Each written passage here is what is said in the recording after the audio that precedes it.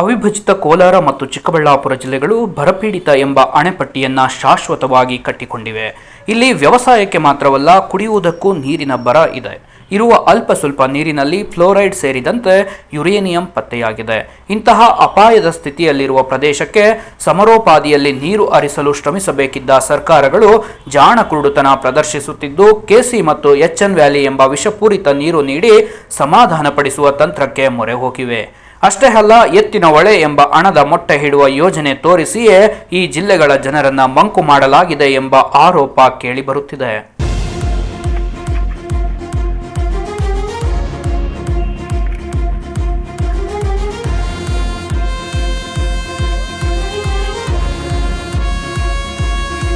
ಸರ್ಕಾರಗಳು ಹೇಳುವಂತೆ ಕೆಸಿ ಮತ್ತು ಎಚ್ಎನ್ ವ್ಯಾಲಿ ಯೋಜನೆಯಿಂದಾಗಿ ಅವಿಭಜಿತ ಕೋಲಾರ ಮತ್ತು ಚಿಕ್ಕಬಳ್ಳಾಪುರ ಜಿಲ್ಲೆಗಳ ಜೊತೆಗೆ ಬೆಂಗಳೂರು ಗ್ರಾಮಾಂತರ ಜಿಲ್ಲೆಗಳಲ್ಲಿಯೂ ಅಂತರ್ಜಲ ಅಭಿವೃದ್ಧಿಯಾಗಿದೆ ಎಂದು ಶಾಸಕರು, ಸಚಿವರಿಂದ ಹಿಡಿದು ಮುಖ್ಯಮಂತ್ರಿಯವರೆಗೂ ಬೊಗಳೆ ಬಿಡುತ್ತಲೇ ಇದ್ದಾರೆ. ಆದರೆ ಇತ್ತೀಚೆಗೆ ಕೇಂದ್ರ ಅಂತರ್ಜಲ ಮಂಡಳಿ ಇತ್ತೀಚಿನ ತನ್ನ ವರದಿಯಲ್ಲಿ ಈ 3 ಜಿಲ್ಲೆಗಳಲ್ಲಿ ಅಪಾಯದ ಮಟ್ಟ ಮೀರಿ ಅಂತರ್ಜಲ ಬಳಕೆಯಾಗುತ್ತಿರುವುದಾಗಿ ಹೇಳಿದೆ.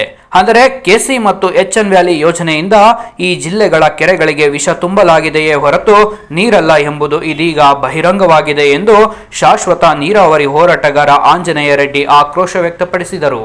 ಇತ್ತೀಚೆಗೆ ಒಂದು ವರದಿ ಬಿಡುಗಡೆ ಆಗಿದೆ. ಕೇಂದ್ರೀಯ central water ground water board CGWB ಅನ್ನುವಂತ ಒಂದು ಸಂಶೋಧನಾ ಸಂಸ್ಥೆ ಕೇಂದ್ರ ಸರ್ಕಾರದ ಅಡಿಯಲ್ಲಿ ನಡೆಯುವಂಥದ್ದು.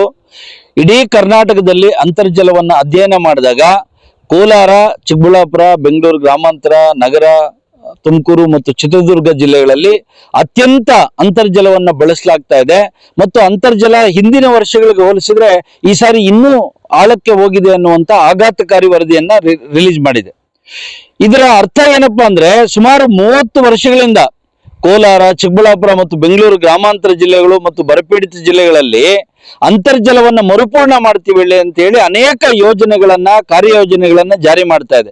ಅದರಲ್ಲಿ ಜಲಾನಯನ ಪ್ರದೇಶದ ಅಭಿವೃದ್ಧಿ ಇರ್ಬೋದು, ಸುಜಲಾ ಇರ್ಬೋದು, ಮತ್ತು ನದಿ ಪುನಶ್ಚೇತನ ಕಾರ್ಯಕ್ರಮಗಳಿರ್ಬೋದು, ಚೆಕ್ ಡ್ಯಾಮ್ಗಳನ್ನ ಕಟ್ಟುವಂಥದ್ದು ಇರ್ಬೋದು, ಇವೆಲ್ಲವನ್ನ ಮಾಡ್ತಾ ಇದ್ದಾರೆ. ಆದ್ರೆ ಅಂತರ್ಜಲ ಮಟ್ಟ ಮಾತ್ರ ವರ್ಷದಿಂದ ವರ್ಷಕ್ಕೆ ಕುಸಿತಾನೆ ಇದೆ. ಇದು ಏರಿಕೆ ಆಗ್ತಾ ಇಲ್ಲ. ಮತ್ತೆ ಅದಕ್ಕಿಂತಲೂ ಅಪಾಯಕಾರಿ ಸ್ಥಿತಿ ಏನಂದ್ರೆ, ಈ ಆಳಕ್ಕೆ ಹೋಗುವಂತ ಅಂತರ್ಜಲದಲ್ಲಿ ಮೊದಲೆಲ್ಲಾನು ನೈಟ್ರೇಟ್ಸ್ ಮತ್ತು ಫ್ಲೋರೈಡ್ಸ್ ಇದಾವೆ ಅಂತ ಹೇಳ್ತಾ ಇದ್ರು.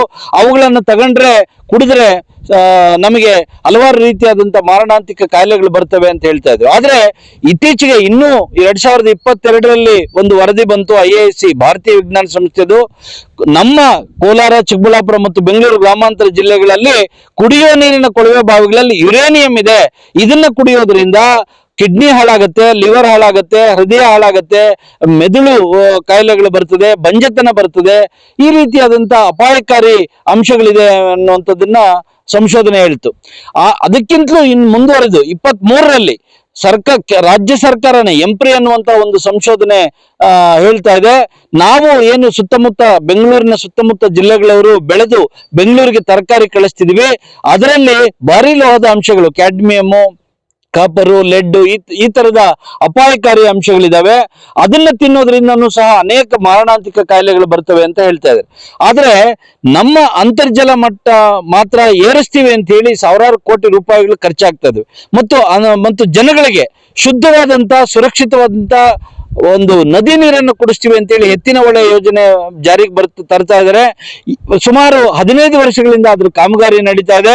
8,000 ಕೋಟಿಗೆ ಆರಂಭ ಆದಂತ ಯೋಜನೆ ಇವತ್ತು 24,000 ಕೋಟಿಗೆ ತಲುಪಿದೆ. ಕಾಮಗಾರಿ ಬಹುತೇಕ ಪೂರ್ಣ ಆಗಿದೆ. ಆದ್ರೆ ಇಲ್ಲಿವರೆಗೂ ಯಾವ ನಾಗರಿಕನಿಗಾಗ್ಲಿ, ಯಾವ ದನಕರುಗಳಿಗಾಗ್ಲಿ ಒಂದು ಬೊಗಸೆ ನೀರನ್ನ ಕೊಡಲಿಕ್ಕೆ ಸಾಧ್ಯ ಆಗ್ಲಿಲ್ಲ. ಅದ್ರ ಜೊತೆಗೆ ಇವತ್ತು ಇಂಥ ಅಪಾಯಕಾರಿ ಅಂತರ್ಜಲದ ಮಟ್ಟವನ್ನ ಅಭಿವೃದ್ಧಿ ಮಾಡ್ತೀವಿ, ಮರುಪೂರಣ ಮಾಡ್ತೀವಿ ಅಂತ ಹೇಳಿ ಇವತ್ತು ಬೆಂಗಳೂರಿನ ತ್ಯಾಜ್ಯ ನೀರನ್ನ ನಮ್ಮ ಹಲವಾರು ಕೆರೆಗಳಿಗೆ ಹರಿಸ್ಲಿಕ್ಕೆ ಒಂದು ಯೋಜನೆಯಾಗಿ ಇವಾಗ ಹರಿತಾ ಇದೆ ಕೆರೆಗಳಿಗೆ. ಆದ್ರೆ ಅದು 2 ಹಂತಗಳ ಸಂಸ್ಕರಣೆ. ಸೆಕೆಂಡರಿ ಟ್ರೀಟೆಡ್ ವಾಟರ್ ಅಂದ್ರೆ ಪಾರ್ಷಿಯಲಿ ಟ್ರೀಟೆಡ್ ವಾಟರ್, ಅದು ಇವತ್ತು ನಮ್ಮ ಕೆರೆಗಳಿಗೆ ಹರಿತಾ ಇರೋದ್ರಿಂದ ಕೆರೆಗಳಲ್ಲಿ ಈಗಾಗಲೇ ಬಣ್ಣ ಬದಲಾಗಿದೆ, ವಾಸನೆ ಬರ್ತಾ ಇದೆ. ಅದನ್ನು ದನಕರುಗಳು ಮೂಸ್ ನೋಡ್ತಾ ಇಲ್ಲ.